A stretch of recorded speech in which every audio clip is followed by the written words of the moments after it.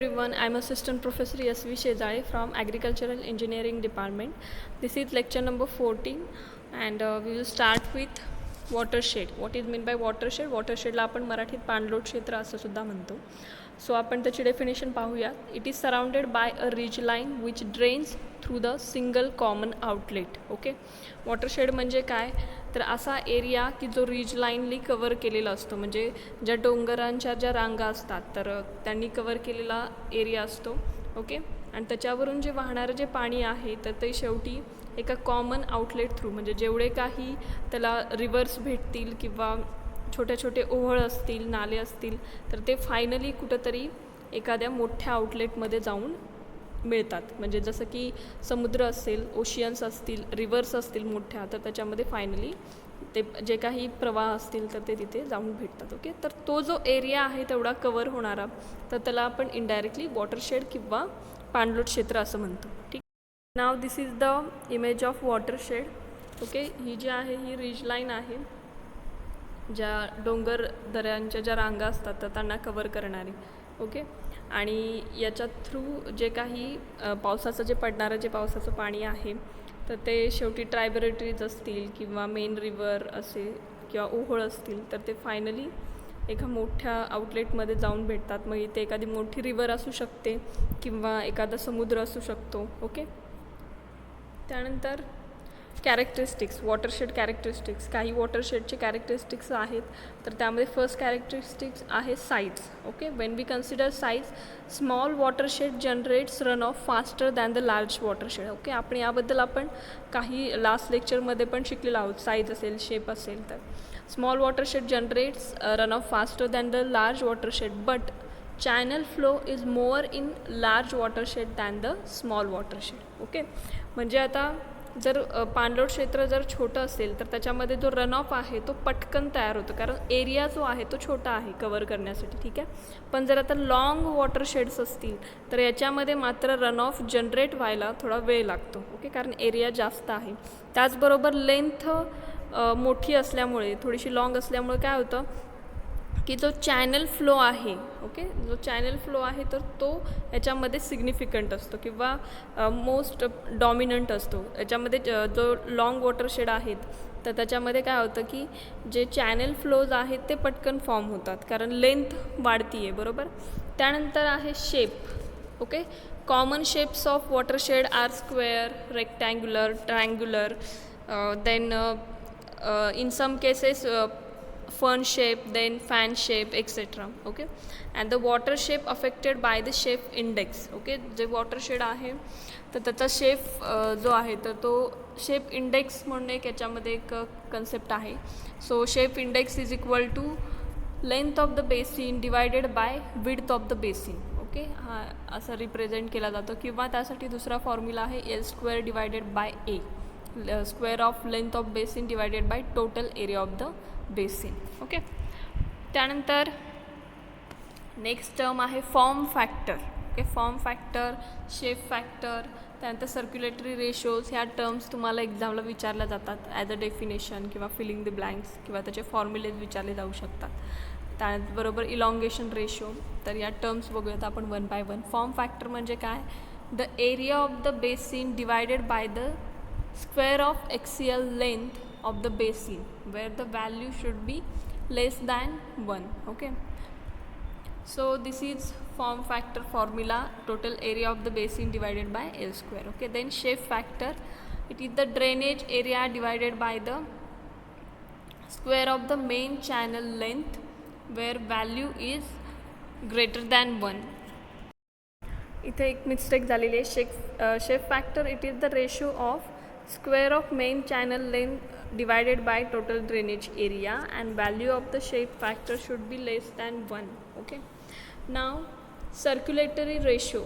Circulatory ratio, the ratio of the basin area to the area of the circle having the same perimeter as the basin, and where the value should be less than 1, and the formula is equal to RC, means circulatory ratio, is equal to AU, means area of the basin divided by area of the circle which having the same area, same perimeter of the basin. Okay, Then elongation ratio, the ratio of the diameter of the circle of the same area as the basin to the maximum basin length and where the value is less than 1. Okay, so elongation ratio RE is equal to D divided by LBM. Okay, it is the diameter of the circle which have the same area of the basin divided by maximum length of the basin. Okay, then next characteristic that is time of concentration. आपण already याच्याबद्दल पाहिलेलं आहे. The time taken by the water to travel from the most distance point of the watershed to the outlet is called as time of concentration. And the most common formula used that is given by the scientist Kirchhoff in 1940. So it's equal to Tc is equal to 0.0195 L raised to 0.77 into S raised to minus 0.385. Okay, this is a most common used formula for the time of concentration. त्यानंतर hydrologic cycle cover complex. Okay, why it is called as hydrologic cycle cover complex because it is the combination of specific soil and specific cover, so it is referred as a hydrologic soil cover complex. Okay, now there are different types of soils. In a first group soil, the soil having the high infiltration rate, and for example sand, gravels, etc. Okay, then group second, the soils having moderate infiltration rate and moderately fine to moderately coarse textured soils comes under this group. Then group third, the soils having slow infiltration rate, so moderately fine to moderately fine textured soils comes under this group. And last one, that is group 4, the soils having very slow infiltration rate, moderately fine to moderately fine textured soil, for example clay. Okay, then cover, any material used to cover the soil, but generally vegetative cover is used, for example fallow, then row crops, small grains, then closed seeded legumes, etc. Okay, the next characteristics, that is topography. Topography affects on the time of concentration and infiltration rate also. Okay, then geology, the geologic formations and rock types affects the water erosion, runoff formation and infiltration. म्हणजे जे काही रॉक्सचे types असतील तर त्याचा सुद्धा effect water erosion असेल किंवा runoff formation असेल, इन्फिल्ट्रेशन असेल, तर या सर्वांवरती होतं.